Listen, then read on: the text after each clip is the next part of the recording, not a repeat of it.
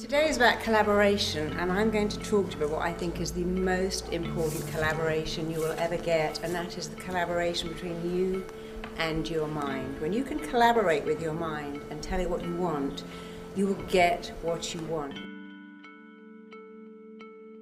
What I believe is you need to know 4 things about your mind, and if you put these 4 things into practice, you will have success across the board at every level. So let me tell you what these 4 things are about your mind.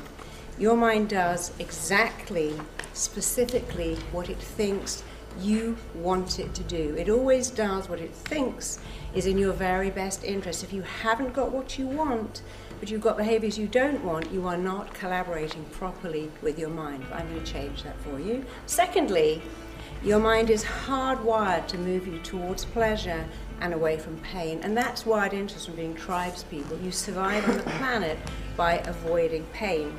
Thirdly, the way you feel about everything all the time is only down to 2 things: the pictures you make in your head and the words you say to yourself. And fourthly, your mind loves what is familiar. It is programmed to keep going over and over again for what is familiar.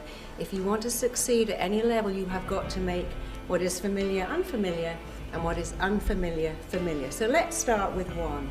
Your mind does what it really thinks you want it to do. It's always acting in your own interests.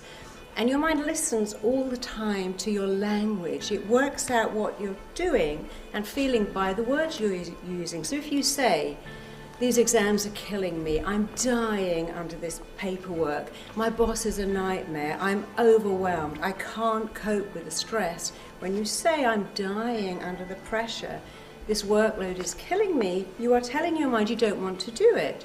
And if your mind thinks you don't want to do it, guess what? It will encourage you to procrastinate, bunk off, and not apply yourself.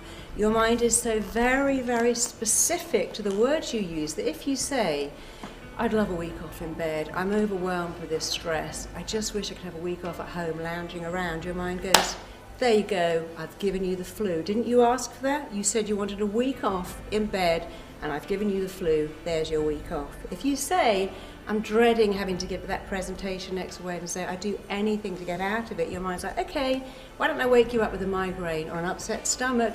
There's your get out of the presentation behaviour. And that sounds a little silly, but that is how your mind works. So I worked with a footballer who came from nowhere. He was playing for not any division team, and he went straight into the Premier League. And he wasn't very tall, and he said, I feel daunted because I'm not tall. And I said, okay, so imagine you're Maradona. Do you think Maradona says that when he goes on the pitch? "I don't feel tall enough"? Of course he doesn't. Do you think Michael Owen does that? You have to change your thinking and change your words, because the pictures you make in your head and the words you say to yourself will change everything. That's all you have to do. Arnold Schwarzenegger said, "Modesty is not a word that applies to me in any way at all. I hope it never, ever does." And I love that. And Muhammad Ali said, "It's people's fear that stops them taking on challenges." I told myself I was the greatest before I even was. I believed in myself. And then guess what? I became the greatest. So what a concept. He told himself he was the best, and he became the best. But he didn't just go, "Yeah, I'm the greatest me." He trained, he worked out, he was disciplined, he believed he was the best. And I worked with the top of their game, top CEOs, top actors, top everything, top rock stars. They all have to tell themselves they are the best, because what's the opposite of that? "Oh, I'm just average, I'm not really good enough, I can't really do this, it's too hard, it requires too much commitment." I just showed you whatever you tell your mind it believes. So tell it better things. First you make your beliefs, and then your beliefs make you. And if you believe in yourself, other people will believe in you too.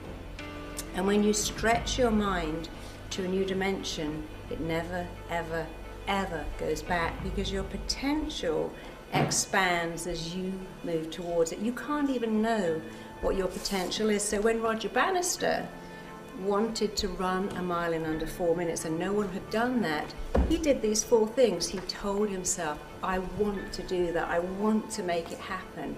He linked massive pleasure to doing that. He saw constantly his body going through the tape at 239 seconds, and he made it familiar because he did run a mile in under 4 minutes, and that same year 8 more people did it. The following year 57 people did exactly the same thing. So he made what was unfamiliar familiar. You have everything to gain by doing these 4 things. Tell your mind exactly what you want. Use really detailed, descriptive, positive, powerful words. It's not positive thinking, it's rewiring your brain for success. And that is success across the board, not just in business, not just in athletics, but in everything, even in your relationships. Link massive, huge, enormous pleasure to getting there and pain to staying the same. Change the pictures, change the words. When you have a brilliant brain, and we all have a brilliant brain, you have 2 choices. Rationalize why you feel so bad, or talk yourself out of it. I can't cope with these exams, I'm not getting enough sleep. Well, change that to, this is temporary, I can do this, I want to do it, I'll sleep later. And make the familiar unfamiliar. Most important, make self-belief so normal to you that everyone else believes it.